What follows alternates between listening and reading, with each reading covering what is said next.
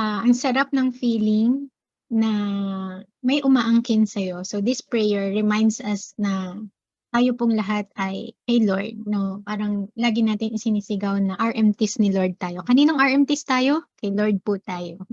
Kahit ng feeling natin walang nakaka-appreciate sa atin, no? In this physical world, we can always look up and see that God is there for us, no? We are His children.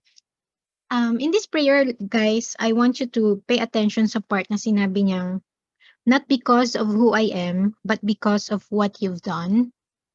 Not because of what I've done, but because of who you are. Sana isulat mo yan sa kahit saang banda ng notes mo or kung saan man pwede mong laging makita every time that you think that you can't do this anymore. Kasi Besh, di ba lagi ko naman sinasabi sa inyo that sometimes we can all plan, we can prepare as much as we can, but the Lord has the final say. So meaning, whatever the result of this journey will be, it will always be God's plans na mangyayari.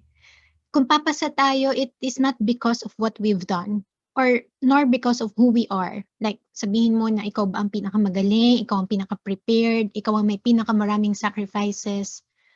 We will pass this because of who God is. Because He is that great. Sometimes you think you're not enough, but for Him, you deserve this. So I hope you can hold on to that part of the prayer.